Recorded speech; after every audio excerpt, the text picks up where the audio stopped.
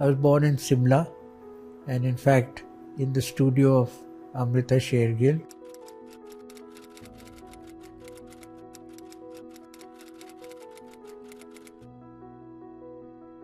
My conscious relationship to Amrita really started when in 61 I went to Baroda. And if you see this painting behind, there are different elements which are specific, to Amrita Shergill. That painting is her called the last unfinished painting on the easel. And if you look at it, that center is a void. You can have a tracking shot and it goes through the space, and therefore then it connects the four different people who are otherwise alienated or living in their own worlds. You move through and you turn the camera to Amrita, who's all the one, posing to be photographed. In fact, my mother, who's the younger sister, always remained the liminal figure. And as Amrita became more and more of an artist and more was attracted to people, and people were attracted to her, so the gaze was very much on her. You notice on the table there's a gun, and from the gun there is a crack in the mirror. That means the gun has some shot has taken place, and the bullet has gone through the mirror. And below that, in that oval mirror, is this little boy seated, which is taken from a photograph where I'm, digging something.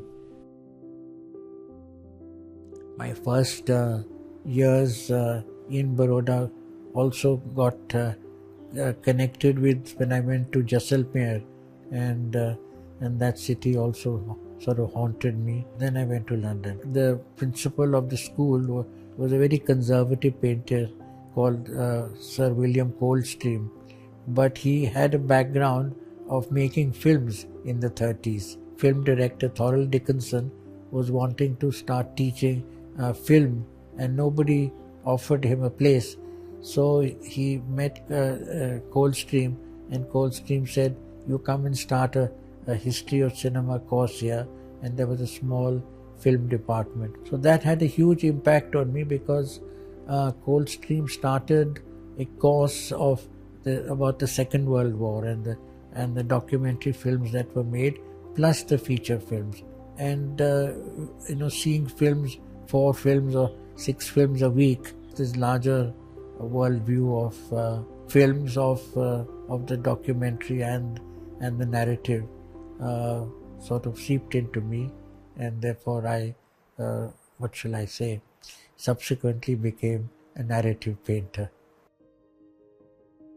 At the end of the 80s, beginning of 90s, this period of painting, of narrative painting, which this was done in 86, I felt had come to an end, and I needed to change and shift. And I just happened to have been in New York, and this Gulf War was, on, and I had done already a series after going to Poland and then visited Auschwitz, which is called Long Night. It was just charcoal that I was using. It was a relationship of being on the ground and experiencing something. Whereas this war, as it was said, was fought from the skies, and it was even imaged from the skies. My relationship to objects and materiality is often very direct and spontaneous. And I thought, well, it's a Gulf War, so it's about oil. So I'll go to my garage, and of course, when you clean your engine, all that carbon is in the oil, and that oil then kind of creates the kind of color that, depending on if there are a lot of trucks coming there, then the engine oil color will be different if it's motor cars. So I found that a useful medium to use. When it's there, the paper's on the ground, so I'm spilling it. So it's a kind of looking at it from above, and otherwise the drawings you do on an easel and you're painting like that, it would soak through the handmade paper, would go on, but it was dry enough for the charcoal drawing to be done over it. So the oil was spilt and then the charcoal drawing was done.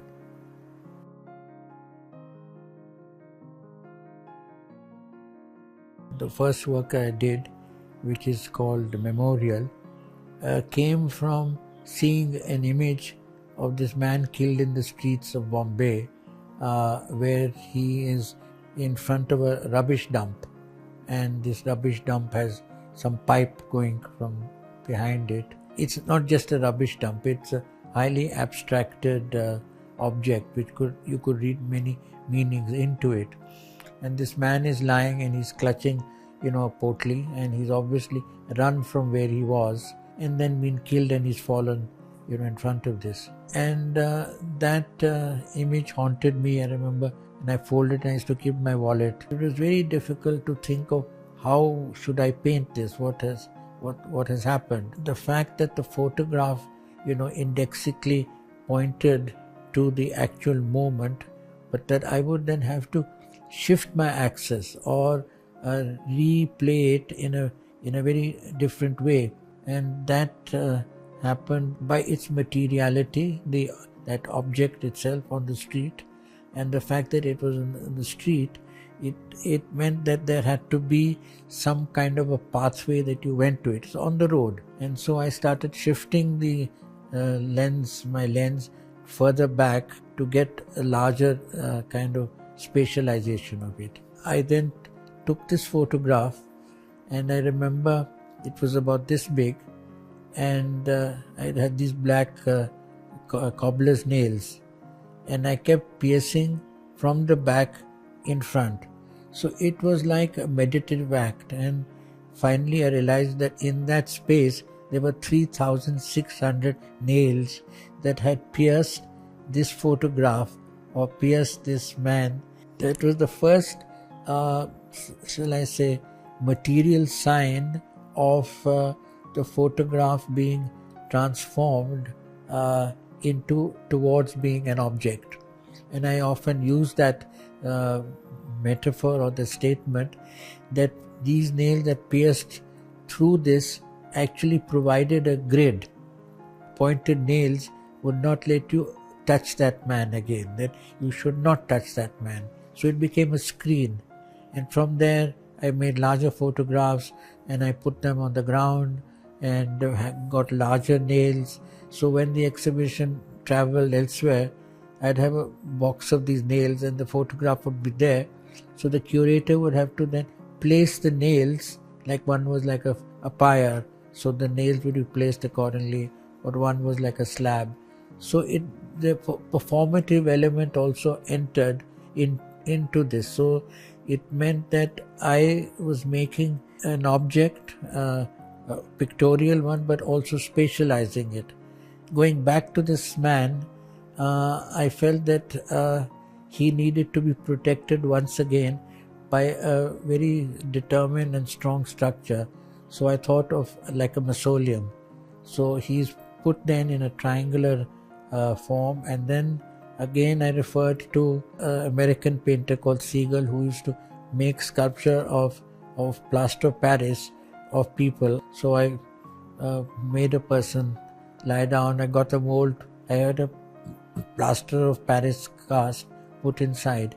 So bit by bit, from the pictorial it started becoming sculptural started becoming spatial, and at the end of this pathway then I had to make a gateway, because when you have a memorial then you have to have a gateway. This gateway also was made of tin trunks, because when people run they have a box, and in India tin trunks even to this day I used, and so I got large trunks and I kept making them smaller, and on the top there was a trunk of the size of a coffin. So this was something you could put up. The ceiling of the IFAX gallery was about 8 feet literally, so I took the trunk till the ceiling. So it was very strange that I had actually touched the ceiling of this basement gallery there. So seeing things, each one then built up then a vocabulary for me to make this now a historic work the first, in a sense, self-consciously made installation. I don't work on a singular image, I don't work on a singular form, and I'm constantly, changing direction. My most challenging work. Well, to state the obvious, the biggest was the most challenging, the Victoria Memorial, because you're also then creating a work in an institution. I was in Calcutta and went to the Victoria Memorial, and I saw an exhibition in the Darbar Hall, and my friend Pranav Ranjan Ray was a senior art critic, and so I told Pranav, I want to do an installation here. So he said, I'll take you to the director, and it happens very interestingly. The English said that the Victoria Memorial will not be under the state government, it will be under the central government. So it is controlled or managed by the Ministry of Culture in Delhi. And I happened to have met through somebody, the secretary there, and I told him the project, and he said, yeah, I'll give you permission to do it. I said, I want to make a film, because such work, when it's dismantled, has to have some form of documentation. So it became also my making a documentary about my own work. It's the most visited site, People come, they go into the garden, they walk in, and I was allowed to make a work there. This historical site formed more than a backdrop.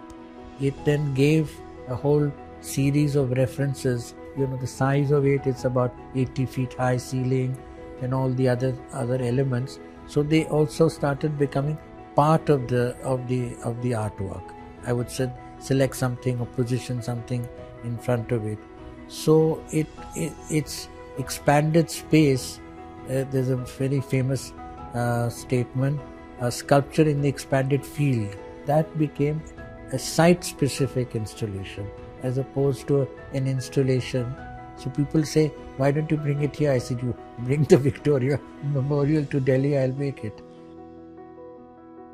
The idea of the found object, and then the next of the poor material. The Italians had coined this word arte povera, which means poor art or made of poor material. So the notion of the thing being of anything and everything could be used. People would laugh, this requires nothing, koi bhi kar sakta hai. And gradually it became the main artistic language that you could use, and if you used it intelligently, somebody would say, yes, this is a work of art. You can communicate a lot of things by the simplest of means.